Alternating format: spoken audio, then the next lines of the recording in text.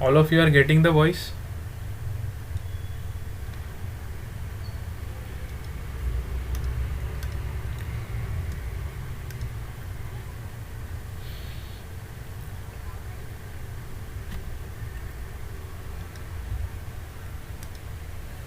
Let's take your attendance first.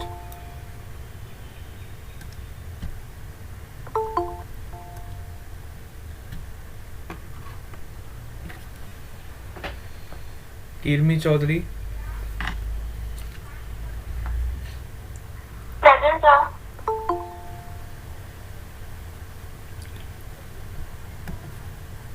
Angel,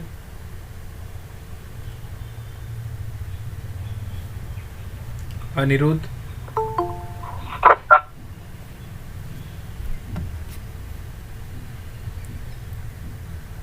Dhruv Chaudhary, Present. Priyanka, Present, sir. Pooja, Present, sir. Bhumika, Present, sir. Mitesh, Sahil, Present, sir. Steffi, Present, sir. Om Patel, Present, sir. Keshvi Rana, Present, sir. Krupal, Darshnika, Dashnika, Tisha,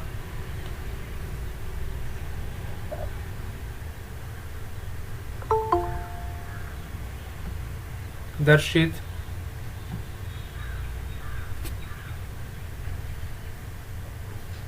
Vansh, Present, sir. Mayur, Present, sir. Khushbu, Nirali, Present, sir. Lisa, Tanushri, Present, sir. Deep Chaudhary, Tanvi, Shivani, Kenil, Sanjo,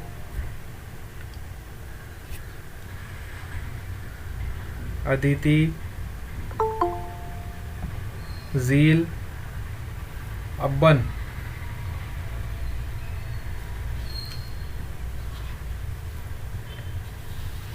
SVV students, Aditya, Present, sir. Varshil, Khushi Patel, Yash, Present, sir. Neil Patel, Present, sir. Bhavna Sharma, Dhruv, Present, sir. Braj, Chandan, Present, sir. Vrut, Abhishek, Present, sir. Present, sir. Vrut, Vrut and Abhishek be present. ठीक है. कुश Patel, Present, sir. Priyanshi, धार्मिक, लक्ष्य, Present, sir. हर्ष, Nandini, Present, sir. Manisha, Present, sir. Sanjana, Jaiveer, Present, sir. Pallav, Present, sir. Devraj, Harsil, Lalit. Present, sir. अच्छा, कौन रह गया अभी? जल्दी से बताओ. Tisha, Tisha is present. टीशा की आवाज नहीं आ रही, क्या बात है? तबीयत तो ठीक है? चौधरी बीना, अच्छा Khushboo, Khushboo is also present.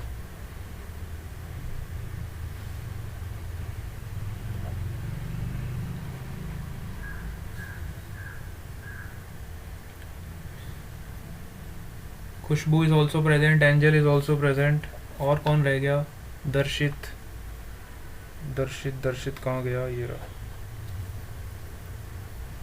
Deesa. अभी डीशा बेटा कितने सालों बाद आ रही हो तुम? डीशा पहली बार नाम सुन रहा हूँ मैं इसका। कौन सी स्कूल से है ये भी बता दे। पीपी सवानी से ही है ना? हाँ डीशा बेटा, कौन सी मतलब कौन सी सदी के बाद आप क्लास अटेंड करने आ रहे हो ये बताओ पहले मेरे को। मतलब मेरी हिट लिस्ट में तो नाम ही नहीं है आपका।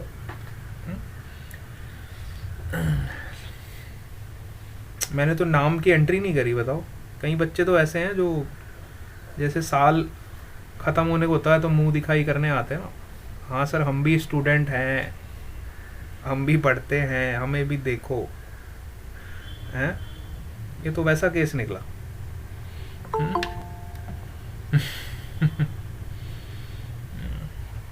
मेरे को तो नाम ही नहीं पता था इसका, दिशा। आज मैंने नाम लिखा।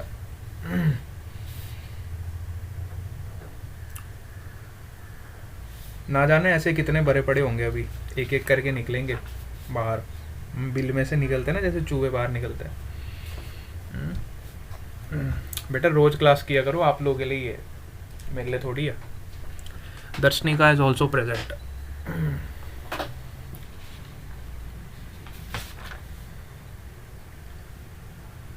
चलो ठीक है।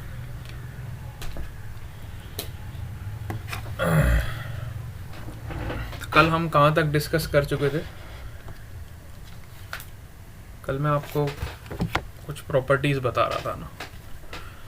आज हम वहीं से कंटिन्यू करेंगे जहाँ पे हमने कल लीव आउट किया था। ठीक है, सबको स्क्रीन दिख रहा है? देख लो एक बार, चेक करो। अर्थ मैग्नेटिज्म शुरुआत करेंगे, लेकिन उससे पहले के जो कुछ टॉपिक्स रह गए उसको कवर कर लें, फिर हम अर्थ मैग्नेटिज्म। नो सर नहीं दिख रहा है। क्या बोल रहे बेटा?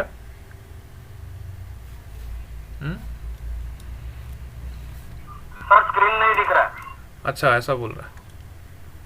हाँ मैंने शेयर कर दिया, अब दिख रहा होगा।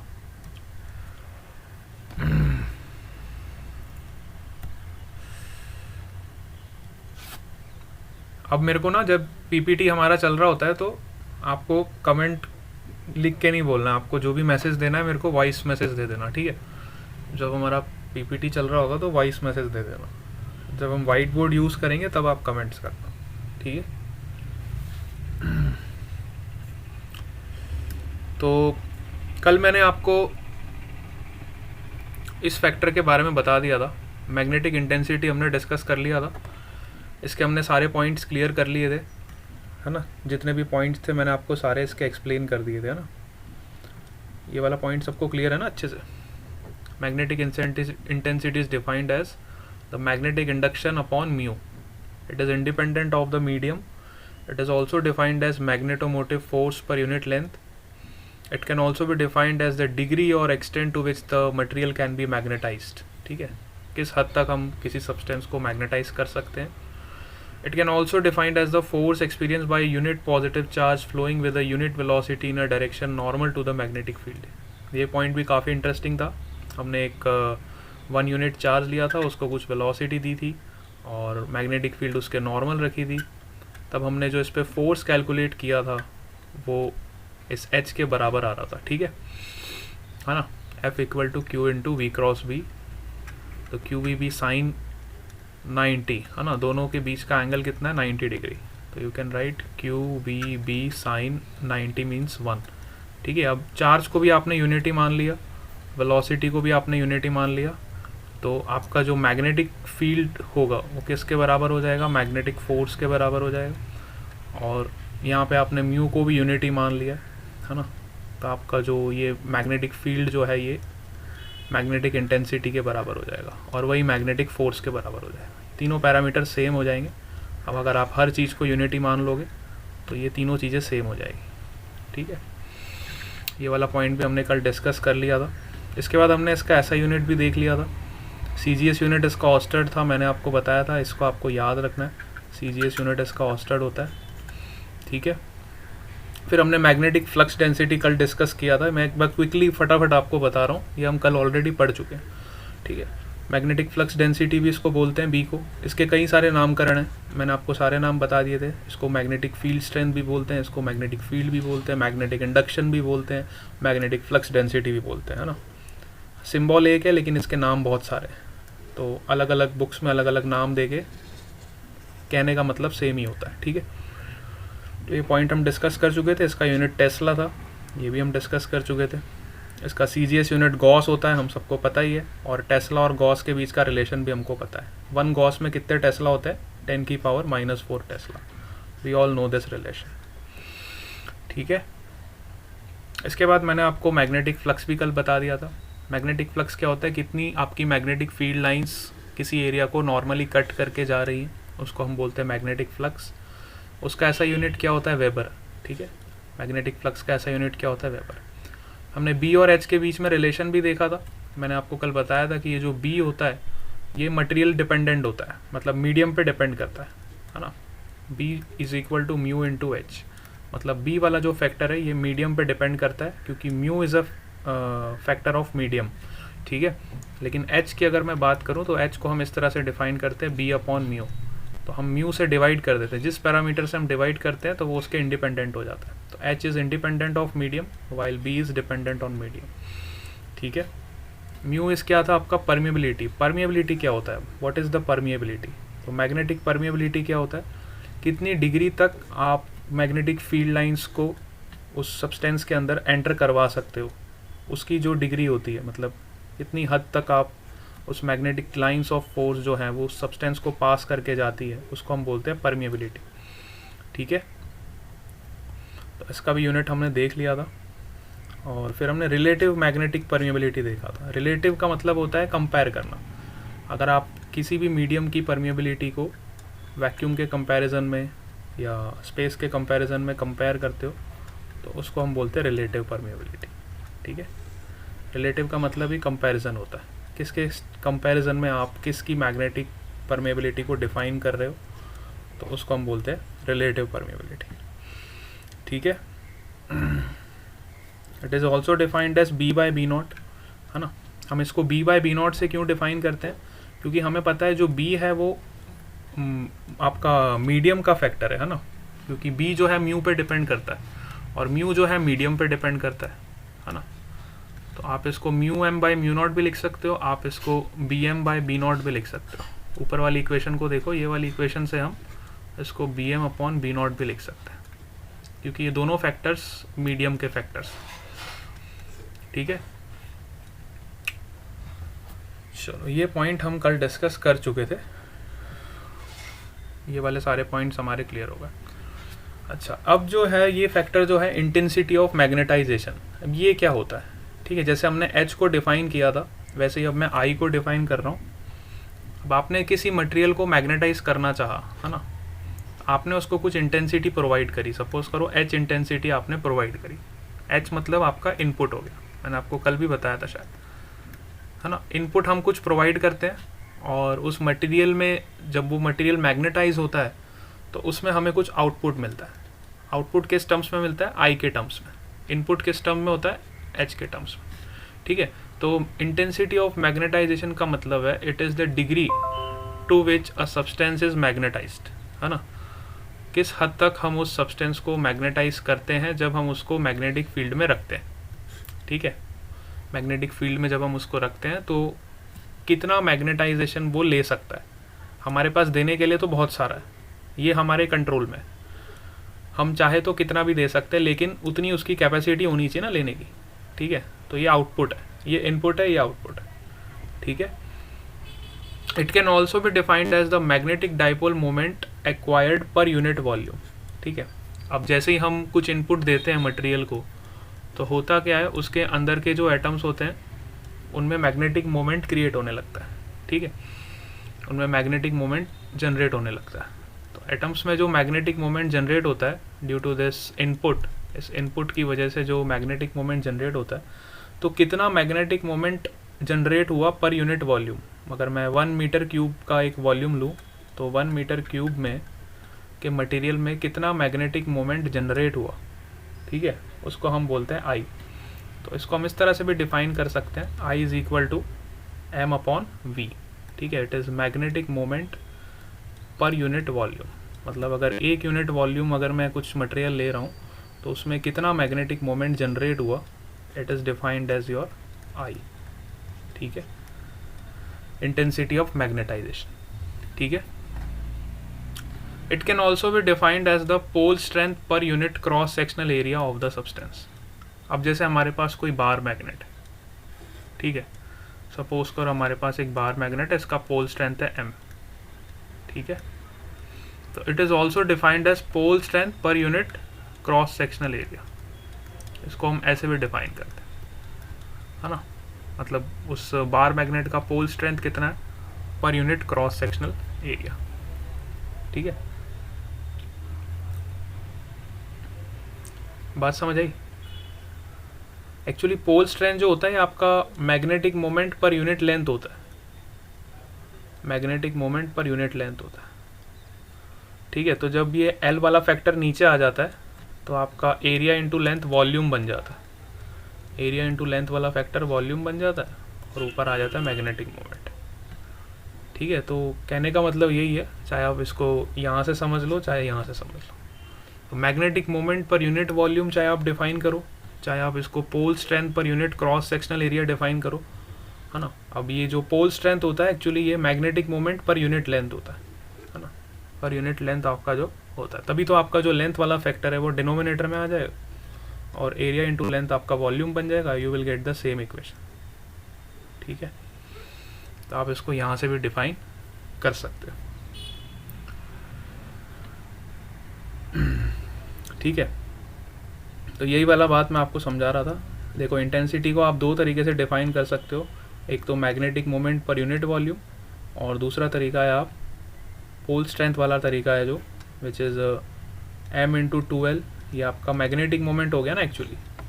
अगर आपके पास कोई बार मैग्नेट है उसका पोल स्ट्रेंथ m है, उन दोनों के बीच का लेंथ आपको l दिया हुआ है, ठीक है। तो उसका मैग्नेटिक मोमेंट कितना हो जाएगा m इंटू 2l के बराबर, और जब आप उसको वॉल्यूम से डिवाइड करोगे a इंटू l से तो आपको यही मिलेगा, देखो l से l कट जाएगा, ठीक है, m into 2l upon a into 2l, ठीक है, एरिया इंटू पूरा लेंथ आएगा ना, तो ये आपका वॉल्यूम हो गया। तो 2l से 2l कैंसिल हो जाएगा तो you will get the same equation, that magnetic pole strength upon cross sectional area, ठीक है, magnetic pole strength upon cross sectional area. बात समझ आई आपको? यहाँ तक सब क्लियर हो गया? हाँ सर। है ना, ये सारे पॉइंट्स क्लियर हो गए। जैसे हमने H के बारे में 4-5 पॉइंट्स पढ़े थे, वैसे हमने I के बारे में भी कुछ 4-5 पॉइंट्स पढ़ लिए, ये इंपॉर्टेंट थे इसलिए आपको बता दें। ऐसा यूनिट फिर आप निकाल सकते हो, है ना, I/A। अब I मतलब करंट आपका एम्पियर पर मीटर, है ना, यहाँ से आप देख सकते हो ऐसा यूनिट कितना हो जाएगा इसका, एम्पियर पर मीटर, ठीक है। ऐसा यूनिट आप फॉर्मूले से ही निकाल लो, फॉर्मूले से आप इसका ऐसा यूनिट निकाल सकते हो, ठीक है। हाँ, ये इंपॉर्टेंट फैक्टर है मैग्नेटिक ससेप्टिबिलिटी। एक बार मैं थोड़ा स्क्रीन क्लियर कर देता हूँ। मैग्नेटिक ससेप्टिबिलिटी काफ़ी इंपॉर्टेंट फैक्टर है और हमेशा एग्जाम में पूछ लेते हैं। मैग्नेटिक ससेप्टिबिलिटी आपको कई बार डेफिनेशंस में भी आ जाता है, तो आपको पता होना चाहिए कि ये होता क्या है ना। तो मैग्नेटिक ससेप्टिबिलिटी को आप एफिशिएंसी से लिंक करो। मैं जब भी ये पढ़ाता हूँ तो यही बोलता हूँ सबको कि आप इसको एफिशिएंसी से कनेक्ट करो। जैसे आप एफिशिएंसी पढ़ते थे, आपने जब थर्मोडायनेमिक्स पढ़ी थी 11th क्लास में, तो आप एक एफिशिएंसी करके फैक्टर पढ़ते थे जिसको हम बोलते थे आउटपुट अपॉन इनपुट, ठीक है, आउटपुट अपॉन इनपुट। मतलब हमें, अगर मैं किसी इंजन की बात करूं तो उस इंजन से हमें आउटपुट कितना मिल रहा है और हमने उस इंजन को इनपुट कितना दिया, ठीक है, तो उसको हम एफिशिएंसी बोलते थे। ऐसा हम थर्मोडायनेमिक्स में पढ़ते थे 11th क्लास में, ठीक है। तो बिल्कुल वैसा ही फैक्टर यहाँ मैग्नेटिक फील्ड में मैं आपको पढ़ा रहा हूँ, लेकिन यहाँ पे जो फैक्टर है इसको हम बोलते हैं काई, है ना, काई एम, मतलब मैग्नेटिक ससेप्टिबिलिटी। इसको CM से भी आप डिनोट कर सकते हो। सिंबल आप पे डिपेंड करता है आप कौन सा सिंबल यूज़ करना चाहते हो, लेकिन जनरली जो स्टैंडर्ड बुक्स में सिंबल दिया होता है वो काई एम दिया होता है, ठीक है। तो काई को हम इससे डिफाइन करते हैं आउटपुट अपॉन इनपुट, ठीक है। बिल्कुल सेम जैसे हम एफिशिएंसी डिफाइन करते थे किसी इंजन की, आउटपुट अपॉन इनपुट, वैसे ही हम यहाँ पे मैग्नेटिक फील्ड में इस मैग्नेटिक ससेप्टिबिलिटी को डिफाइन करते हैं। अब आउटपुट हमें किस टर्म्स में मिलता है? आउटपुट हमें मिलता है I के टर्म्स में। अभी आपको बताया आउटपुट का मतलब intensity of magnetisation which is your I। और इनपुट आपने किस टर्म्स में दिया था? इनपुट आपने दिया था H के टर्म्स में, ठीक है। तो आई अपॉन एच का जब आप रेशियो लोगे, है ना, आई अपॉन एच का जब आप रेशियो लोगे तो इसको हम क्या बोलेंगे, आई अपॉन एच का जब आप रेशियो लोगे तो इसको हम क्या बोलेंगे, मैग्नेटिक ससेप्टिबिलिटी। ठीक है, इसको हम मैग्नेटिक ससेप्टिबिलिटी बोलते। बात समझ गए?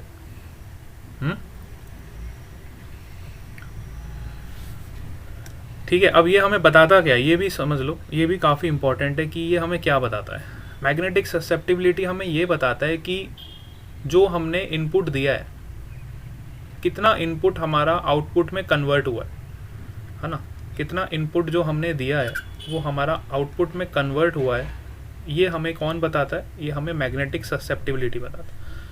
मतलब अगर किसी भी मटेरियल की मैग्नेटिक ससेप्टिबिलिटी बहुत ज़्यादा है, अगर काई की वैल्यू बहुत ज़्यादा है ना, तो इसका मतलब वो जो मटेरियल है सुपर मैग्नेटिक है, मतलब उसमें उसके अंदर मैग्नेटाइज होने की क्षमता काफ़ी ज़्यादा है।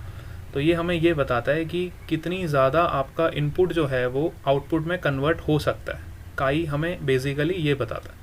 ठीक है, which shows that how easily a substance can be magnetised. मतलब जितना ज़्यादा काई का वैल्यू होगा उतना ईजिली आपका मटेरियल जो है वो मैग्नेटाइज हो जाएगा, और जितना कम आपका काई का वैल्यू होगा उतना आपको ज़्यादा एफर्ट लगाना पड़ेगा उस मटेरियल को मैग्नेटाइज करने के लिए। क्या आप इस बात को समझ पा रहे हो? ठीक है, ये पॉइंट क्लियर हो गया सबको?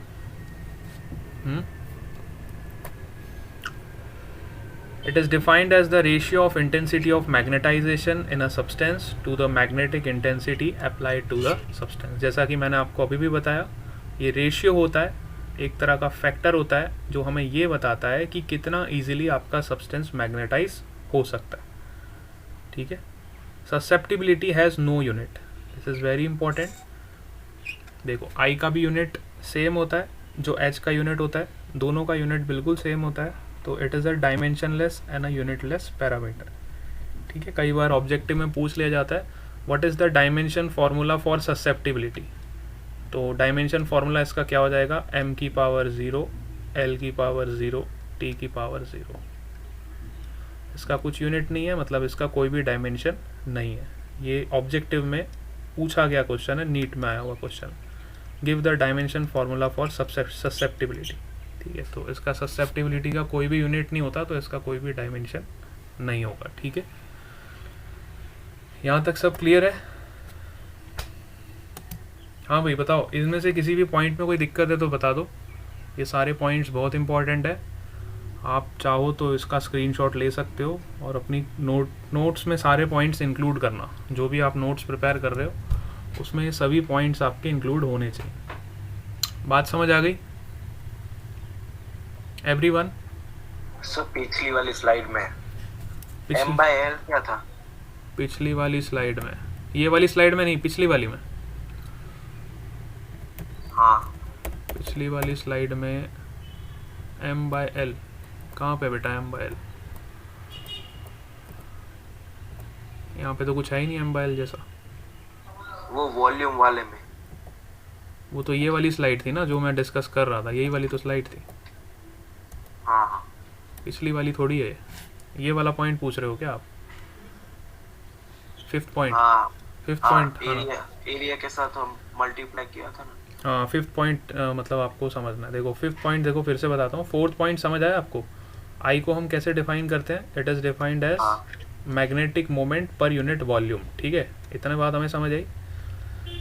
अब मैग्नेटिक मोमेंट, अगर हमारे पास कोई बार मैग्नेट है, ठीक है, जिसकी पोल स्ट्रेंथ है m, ठीक है, तो इसका मैग्नेटिक मोमेंट क्या होगा? इन दो पोल्स के बीच का लेंथ आपको 2l दिया हुआ, ठीक है, तो इसका मैग्नेटिक मोमेंट क्या होगा? m इंटू 2l होगा ना, होगा कि नहीं होगा? जैसे आप डाइपोल मोमेंट निकालते थे वैसे आप मैग्नेटिक मोमेंट निकाल सकते हो ना। डाइपोल मोमेंट पता है क्या होता है? Yes sir. डाइपोल मोमेंट होता है जब हमारे पास दो चार्ज होते हैं, एक पॉजिटिव चार्ज होता है, एक नेगेटिव चार्ज होता है, और दोनों का सेपरेशन होता है 2l। तो हम डाइपोल मोमेंट क्या निकालते थे? चार्ज इंटू डिस्टेंस करते थे कि नहीं करते थे? तो हमें डाइपोल मोमेंट मिलता था कि नहीं मिलता था? तो वैसे यहाँ पे मैग्नेटिक मोमेंट हमने क्या निकाला है? Pole strength into distance 2l।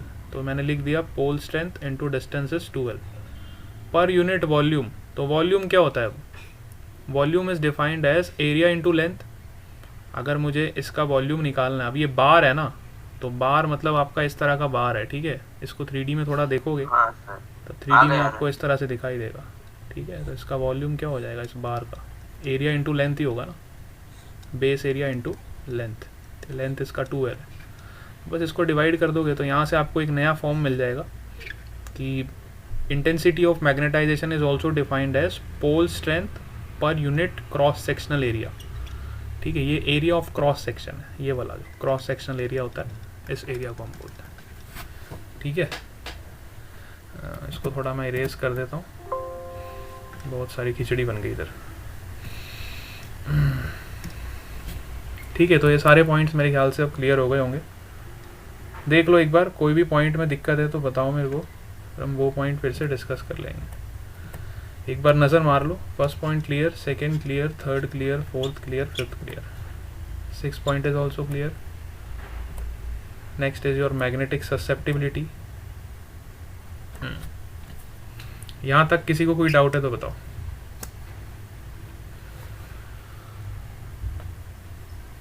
No doubt, all clear, एकदम बढ़िया से। बेटा ये थ्योरी पे क्वेश्चंस आते हैं इसमें, ये थ्योरी को हल्के में मत लेना। ये जो थ्योरी मैंने पढ़ाई है इस पे क्वेश्चंस ऑब्जेक्टिव भर के पूछे हुए हैं एग्जाम में, तो ये थ्योरी आपको पता होनी चाहिए, है ना, इम्पॉर्टेंट है। चलो next point is relation between magnetic permeability and susceptibility. ये रिलेशन तो हमने देख ही लिया ना, मैग्नेटिक परमिएबिलिटी और ससेप्टिबिलिटी में क्या रिलेशन होता है, मैंने आपको बता दिया था ना ये कल की क्लास में, इवनिंग क्लास में मैंने बताया था। चलो मॉर्निंग क्लास में नहीं बताया था तो एक बार बता देता हूँ। आपका जो रिलेशन होता है ना, relative permeability is equal to 1 plus susceptibility. आप डायरेक्टली इस रिलेशन को याद रख सकते हो, this is very important relation, है ना। अब इसके ऊपर मैं थोड़ा सा डिस्कशन कर देता हूँ क्योंकि ये रिलेशन काफ़ी इंपॉर्टेंट है। और जैसे कि सपोज़ करो हमारे पास अलग अलग तरह के मटेरियल्स होते हैं, जैसे कि पैरामैग्नेटिक मटेरियल है, तो हम सबको पता है पैरामैग्नेटिक मटेरियल का जो काई होता है ना, वो काई जो होता है पॉजिटिव होता है, ठीक है। मतलब वो इजीली मैग्नेटाइज हो जाता है, अगर हम इसको एक्सटर्नल फील्ड प्रोवाइड करते हैं तो ये ऐसा सब्सटेंस होते हैं जो इजीली मैग्नेटाइज हो जाता है। तो अगर इसका काई पॉजिटिव है तो इसका जो रिलेटिव परमिएबिलिटी ऑब्वियसली 1 में जब मैं कुछ पॉजिटिव टर्म ऐड करूँगा तो 1 से ज़्यादा ही होगा, तो इसका रिलेटिव परमिएबिलिटी हमेशा ग्रेटर देन 1 होता है। अगर मेरे पास डायामैग्नेटिक मटेरियल है तो हम सबको पता है डायामैग्नेटिक मटेरियल का जो काई होता है वो नेगेटिव होता है। नेगेटिव का मतलब ये है, काई हमें ये बताता है कि कितनी हद तक वो सब्सटेंस इजीली मैग्नेटाइज हो सकता है ना। अगर काई नेगेटिव आ गया इसका मतलब वो सब्सटेंस मैग्नेटाइज होना ही नहीं चाहता है। तो डायामैग्नेटिक सब्सटेंस ऐसा सब्सटेंस है जो मैग्नेटाइज ही नहीं होना चाहता है, मतलब जितनी भी आप एक्सटर्नल फील्ड उसको प्रोवाइड करोगे वो हर फील्ड को अपोज कर देगा, मतलब क्योंकि वो मैग्नेटाइज होना ही नहीं चाहता है ना। कुछ बच्चे ऐसे होते हैं जो पढ़ना ही नहीं चाहते हैं, टीचर कितना भी पढ़ा ले उनको, कितना भी एक्सटर्नल फोर्स लगाए, इंटरनल फोर्स लगाए, सब कुछ लगाए, लेकिन उन्होंने ठान लिया है कि हम नहीं पढ़ेंगे तो नहीं पढ़ेंगे तो नहीं पढ़ेंगे। ऐसे मटेरियल को बोलते हैं डायामैग्नेटिक, ठीक है। जिन्होंने ठान लिया है कि हमें पढ़ाई करनी ही नहीं है, चाहे ज़मीन आसमान एक कर दो, चांद तारे उखाड़ के ले आओ, कुछ भी कर लो, लेकिन हम पढ़ने वाले नहीं हैं, तो ऐसे मटेरियल को क्या बोलते हैं, डायामैग्नेटिक। उनका काई हमेशा नेगेटिव होता है। तो नेगेटिव जब आप इस 1 में ऐड करोगे तो ऑब्वियसली आपका जो म्यू आर का वैल्यू है 1 से कम हो जाएगा, ठीक है। तो रिलेटिव परमिएबिलिटी जो डायामैग्नेटिक मटेरियल के लिए हमेशा 1 से कम होती है। इसके अलावा एक और मटेरियल होता है दैट इज़ योर फेरोमैग्नेटिक। तो फेरोमैग्नेटिक होते हैं सुपर।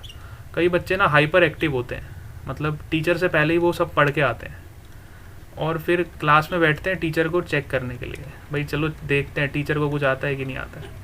ऐसे सब्सटेंस को बोलते हैं फेरोमैग्नेटिक। इनको थोड़ा सा ही बस हल्का सा पॉइंट बता दो तो ये एकदम एक्टिवेट हो जाते हैं, इनको सब कुछ याद आ जाता है, ठीक है। ऐसे मटेरियल को क्या बोलते हैं, फेरोमैग्नेटिक। और फेरोमैग्नेटिक के लिए काई जो होता है सुपर पॉजिटिव होता है। काई का वैल्यू जो होता है सुपर पॉजिटिव, मतलब हाईली ग्रेटर देन 1। और जब 1 में आप इसको ऐड करोगे तो ये वाला टर्म इसका बहुत ज़्यादा हो जाएगा, म्यू आर का वैल्यू भी बहुत ज़्यादा होता है 1 से, ठीक है। तो ये हाईली एक्टिवेटेड बच्चे होते हैं। पैरामैग्नेटिक वो तरह के बच्चे होते हैं जो साथ में चलते रहते हैं, मतलब काम पढ़ते भी है, मस्ती भी करते हैं, सब कुछ करते हैं। पैरामैग्नेटिक उस कैटेगरी में आते हैं, है ना। डायामैग्नेटिक वो कैटेगरी में आते हैं जो पढ़ना ही नहीं चाहते, और फेरोमैग्नेटिक वो कैटेगरी में आते हैं जो बहुत ज़्यादा पढ़ते हैं, मतलब टीचर को जो चेक करते हैं। ठीक है, अब मेरे ख्याल से आपको मैंने बहुत अच्छे से एक्सप्लेन कर दिया है, अभी आप कभी भूलोगे नहीं। पैरामैग्नेटिक, फेरोमैग्नेटिक, डायामैग्नेटिक, अपना अपना एग्जाम्पल याद रख लो, आप किस कैटेगरी में आते हो, उस हिसाब से आप इस मटेरियल को आइडेंटिफाई कर लेना। क्लियर हो गया सबको बढ़िया से?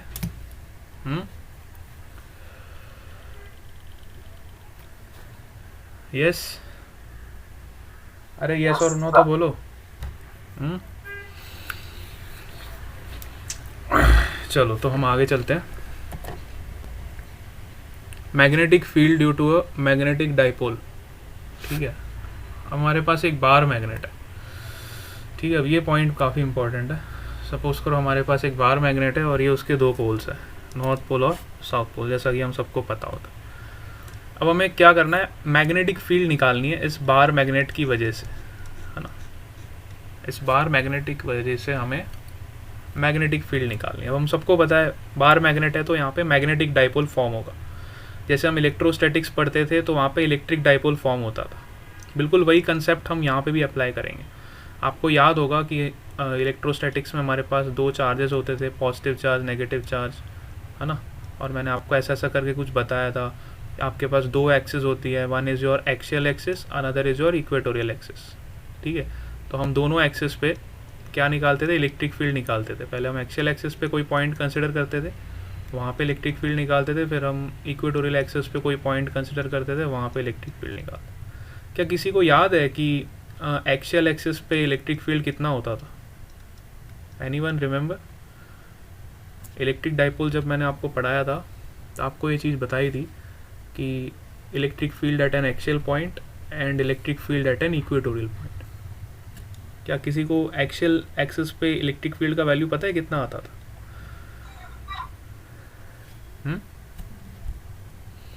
2 kp upon r cube। हाँ बिल्कुल सही, 2 kp अपॉन आर क्यूब। ये तब होता था, इसके पीछे एक एजम्पशन होती थी, इसके पीछे एक एजम्पशन होता था कि आपका जो आर है 2 kp अपॉन आर क्यूब कब आता था? जब आपका आर जो है वो ए के कंपैरिजन में बहुत ज़्यादा है, मतलब आपका जो ये लेंथ है, बहुत ही शॉर्ट डाइपोल के लिए ये हम लिखते थे।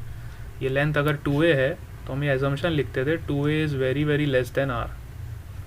ठीक है, और you can say a is very very less than R. तो for short dipoles only this relation is valid. ठीक है, रिलेशन सब याद रखते हैं, कंडीशन बच्चे भूल जाते हैं, एग्ज़ाम में गड़बड़ हो जाती है। तो कंडीशन ये है कि this equation is valid for a short dipole. ठीक है, जब आपका ए का डिस्टेंस बहुत ही छोटा है, मतलब ये जो दो चार्जेस के बीच का सेपरेशन है, it is very very less. और वैसे ही मैंने आपको इक्वेटोरियल एक्सिस पे बताई थी। इक्वेटोरियल एक्सिस पे क्या इलेक्ट्रिक फील्ड की वैल्यू होती थी बताओ? इक्वेटोरियल एक्सिस पे क्या होता था? kp अपॉन आर क्यूब, है ना। और इसमें भी आपकी यही कंडीशन होती थी कि आपका जो a है is very very less than r, means it is applicable for short dipole, है ना। शॉर्ट डाइपोल के लिए ये एप्लीकेबल होती थी। ठीक है, तो बिल्कुल वही कंसेप्ट जो हम इलेक्ट्रोस्टैटिक्स में पढ़ चुके हैं, अब हम सेम कंसेप्ट किस पे लगाएंगे? Bar magnet. ठीक है, जो हम इलेक्ट्रोस्टैटिक्स में ऑलरेडी कवर कर चुके हैं, यही कंसेप्ट हम बार मैग्नेट पे लगाएंगे। तो बड़े ध्यान से आप देखोगे इसको। तो हमने एक बार मैग्नेट कंसिडर किया।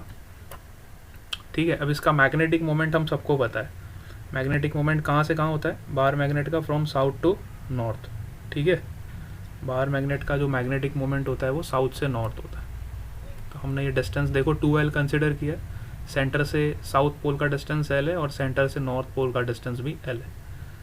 ठीक है, तो अब हम एक्सियल पॉइंट P पे जो नेट मैग्नेटिक फील्ड है वो कैलकुलेट करने वाले हैं। हमने बार मैग्नेट की एक्सिस पे एक पॉइंट कंसिडर किया P, जिसका डिस्टेंस सेंटर से x के बराबर है, और हम इस पे मैग्नेटिक फील्ड निकालेंगे। तो पहले नॉर्थ पोल की वजह से निकालेंगे। तो नॉर्थ पोल की वजह से जो मैग्नेटिक फील्ड होगी वो राइट साइड होगी, और जो साउथ पोल की वजह से मैग्नेटिक फील्ड होगी वो लेफ्ट साइड होगी। ठीक है, साउथ पोल अट्रैक्ट करेगा, नॉर्थ पोल रिपेल करेगा, है ना। तो यहाँ पे आपकी जो नेट मैग्नेटिक फील्ड होगी वो कितनी हो जाएगी, B N minus B S, मतलब magnetic field due to north pole minus magnetic field due to south pole. ठीक है, तो यहाँ पे जब आप इसको सॉल्व करोगे, है ना, इसको बिल्कुल सॉल्व करोगे तो आपको बिल्कुल वैसा ही रिलेशन मिलेगा, म्यू नॉट अपॉन 4 पाई, इसी को हम के बोलते हैं, इसको हम क्या बोलते हैं, के, ये हमारा कांस्टेंट वाला फैक्टर है, 2kmx upon x square minus L square की पावर 2। ठीक है, अब यहाँ पे हम एक एजम्पशन लेते हैं इस इक्वेशन में कि हमारा जो ये डिस्टेंस है l, वो बहुत ही छोटा है x के कंपैरिजन में, है ना, जैसे मैंने आपको वहाँ पे एजम्पशन लेना बताया था। l का मतलब ये जो डिस्टेंस है आपका 2l बोलो चाहे l बोलो, मतलब दो पोल्स के बीच का जो लेंथ है, ये वाला जो लेंथ है आपका x के कंपैरिजन में बहुत छोटा है, x आपका बहुत बड़ा है और ये 2l आपका बहुत छोटा है। ठीक है, you can right 2l also, 2l is very very less then x। तो अगर ये कंडीशन सेटिस्फाई होगी तो मैं यहाँ से l को नेगलेक्ट कर सकता हूँ, यहाँ से मैं l को क्या नेगलेक्ट कर सकता हूँ, तो मेरा देखो वही रिलेशन आ जाएगा which is 2km upon x cube. ठीक है, तो magnetic field at an axial point which is equal to 2km upon x cube. जैसे वहाँ पे 2kp लिखते थे आप, क्योंकि वहाँ पे इलेक्ट्रिक डाइपोल मोमेंट होता था, यहाँ पे मैग्नेटिक डाइपोल मोमेंट। ठीक है, this is your magnetic dipole moment, this is your constant k। अब ये जो k कांस्टेंट है, यहाँ पे आपको ये दिमाग में रखना है कि अगर मैग्नेटिक डाइपोल मोमेंट है तो आपका कांस्टेंट का वैल्यू क्या होता है, म्यू नॉट अपॉन 4 पाई। लेकिन अगर इलेक्ट्रिक डाइपोल मोमेंट होता तो आपका कांस्टेंट का वैल्यू कितना होता बताओ,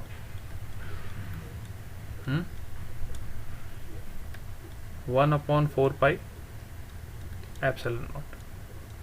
तो ये आपको इलेक्ट्रिक फील्ड मिलता और ये आपको मैग्नेटिक फील्ड। दोनों रिलेशन को बिल्कुल साथ साथ कंपेयर करते हुए चलो, लेकिन एक चीज़ का ध्यान रखना है कि ये दो रिलेशंस तभी वैलिड होंगे जब आपका डाइपोल बहुत ही शॉर्ट है, in case of electric dipole.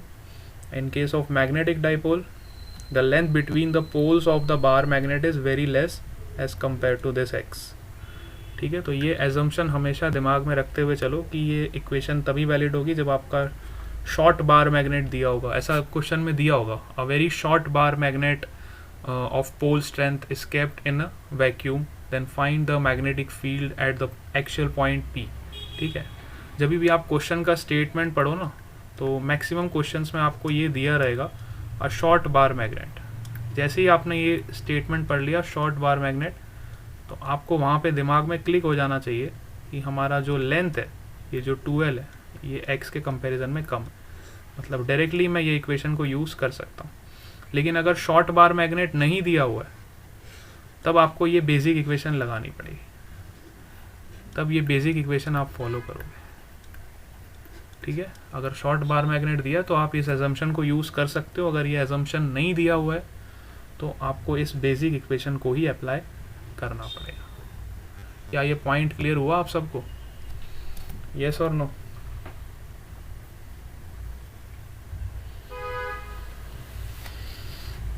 हाँ कि ना? अच्छे से, एकदम बढ़िया से। Yes sir. चलो ठीक है, अब बताओ इक्वेटोरियल एक्सिस पे आपका जो मैग्नेटिक फील्ड है वो कितना होगा। अभी हमने एक्चुअल पॉइंट पे निकाल लिया, अब ये देखो एजम्पशन लेके उन्होंने वही चीज़ बताई है। अब हम इक्वेटोरियल पॉइंट की बात करते हैं। एक बार मैं स्क्रीन को वापस क्लियर कर देता हूँ। ठीक है, मेरे ख्याल से आपको पता चल जाएगा। ठीक है, ये हमारा मैग्नेट था और हमने एक्चुअल पॉइंट पे मैग्नेटिक फील्ड निकाल लिया एजम्पशन लेके। आपका जो फॉर्मूला आता है विच is 2km upon x cube. अब इक्वेटोरियल पॉइंट की बात करते हैं। तो हमने इक्वेटोरियल एक्सिस पे एक पॉइंट ले लिया Q, जिसका डिस्टेंस है y from the centre of this bar magnet. Bar magnet के सेंटर से कितने डिस्टेंस पे?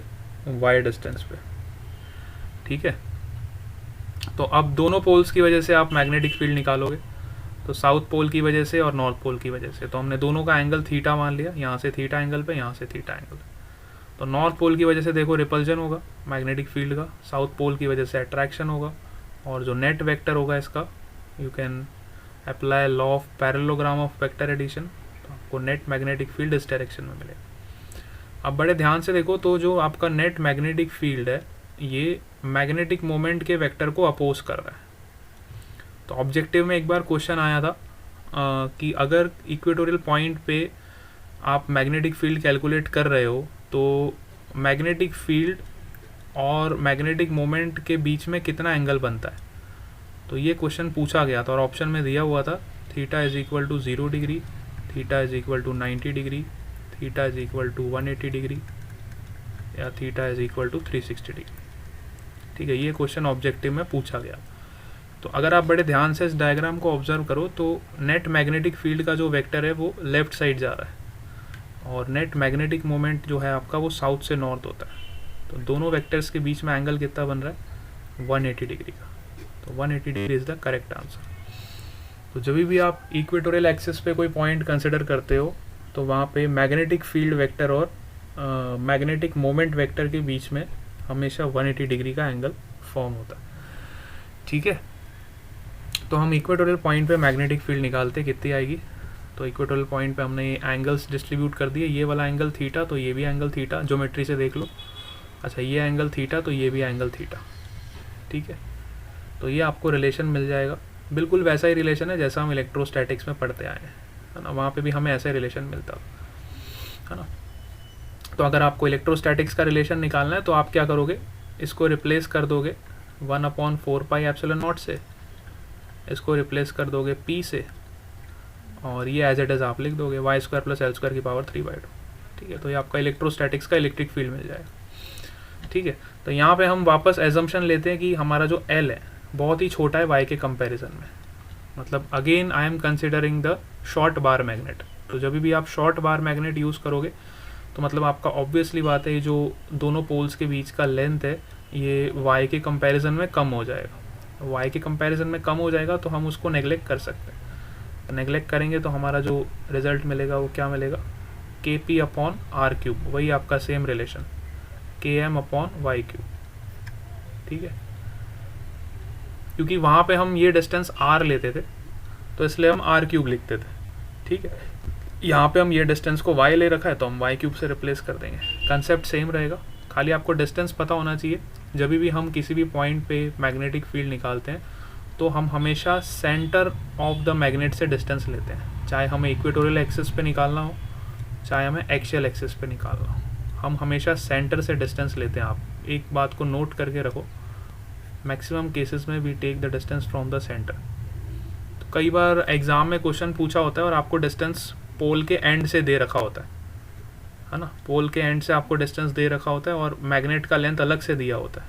तो आपको आइडेंटिफाई कर लेना है कि ये लेंथ आपका जो होता है, मतलब जो डिस्टेंस होता है वो हमेशा सेंटर से होता है।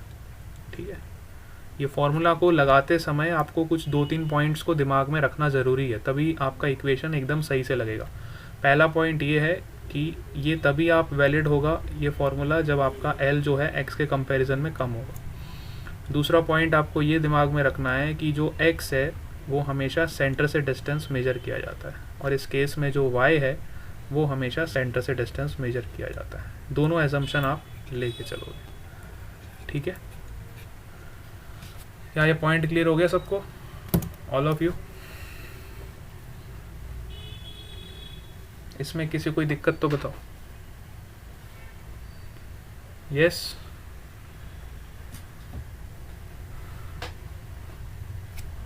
All of you clear with this point? बेटा हाँ ना तो बता दो, पढ़ चुके हम ऑलरेडी। Yes sir. चलो ठीक है ना। तो अब इसके बाद जो एक पॉइंट आता है जनरलाइज्ड केस, अब मैं डिस्कस करने जा रहा हूँ। जनरलाइज्ड केस पे भी हम जैसे डाइपोल मोमेंट निकालते थे वैसे ही हम जनरलाइज्ड केस के लिए यहाँ पे क्या निकालेंगे, टॉर्क से पहले मैं एक पॉइंट आपको और बता देना चाहता हूँ। टॉर्क वाला पार्ट हम बाद में डिस्कस करेंगे।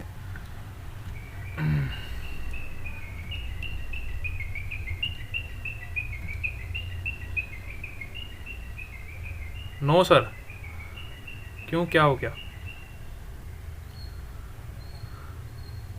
क्या हो गया बेटा? नो सर क्यों बोल रहे हो? एक जनरलाइज्ड केस रह गया, उसको सुन लो, उसके बाद हम फिर इसको एंड कर देंगे। जनरलाइज्ड केस आपको पता होना चाहिए ना। जैसे सपोज करो हमारे पास बार मैग्नेट है और हम किसी जनरल पॉइंट पे निकालना चाहते हैं, ठीक है, हम किसी जनरल पॉइंट पे निकालना चाहते हैं, किसी भी जनरलाइज पॉइंट P पे जो थीटा एंगल पे है, ठीक है,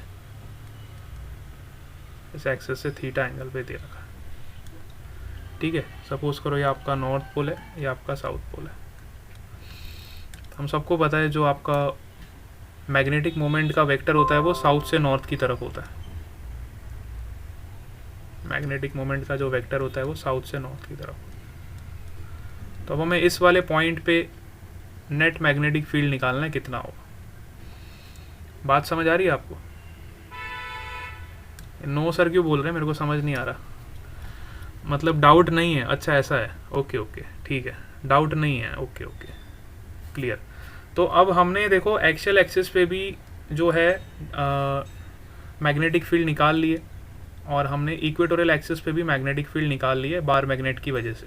ये दोनों पॉइंट्स हमने निकाल लिए।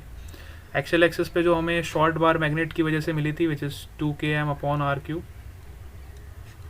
और इक्वेटोरियल एक्सिस पे हमें क्या मिली थी, km/r3, ठीक है।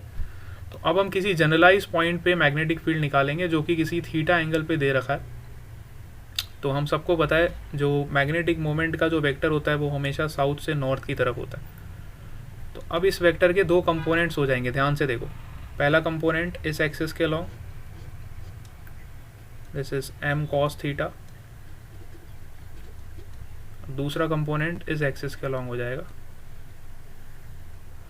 Which is m sin theta, ठीक है। मतलब अगर इस वेक्टर को ध्यान से देखो, ये मेरा m वेक्टर है, तो इसके दो कंपोनेंट हो जाएंगे, एक इस एक्सिस के अलॉन्ग हो जाएगा और एक इसके परपेंडिकुलर एक्सिस के अलॉन्ग। ये एंगल आपको थीटा दे रहा है, ठीक है। तो यहाँ पे वापस आपकी देखो दो एक्सिस फॉर्म हो जाएगी।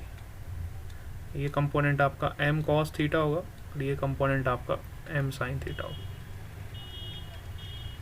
ठीक है। तो ये आपकी एक्सियल एक्सिस हो गई। अब now this will be your axial axis and this will be your equatorial axis, ठीक है। ये आपकी एक्सियल एक्सिस हो जाएगी और ये आपकी इक्वेटोरियल एक्सिस हो जाएगी, ठीक है। अब दोनों की वजह से आप इस पॉइंट पे नेट मैग्नेटिक फील्ड निकालोगे। एक्सियल एक्सिस की वजह से भी निकालोगे और इक्वेटोरियल एक्सिस की वजह से भी निकालोगे, ठीक है। एक्सियल और इक्वेटोरियल दोनों की वजह से निकालोगे और दोनों का रिजल्टेंट जो आएगा वो हमारा नेट मैग्नेटिक फील्ड होगा। दोनों का रिजल्टेंट जो आएगा that will be our net magnetic field. क्या आप इस बात को समझ पा रहे हो? Everyone is getting this? Yes. हाँ, तो दोनों की वजह से जो नेट मैग्नेटिक फील्ड होगा वो निकाल लेना, और मैं आपको पूछूंगा नेक्स्ट क्लास में कितना आपका आंसर आया था। एक बार इसको ट्राई करना। तभी हम क्लास को इधर ही एंड करते हैं, ठीक है। इसको एक बार ट्राई कर लेना, है ना। नेक्स्ट क्लास में फिर हम यहीं से कंटिन्यू करेंगे, ठीक है बेटा।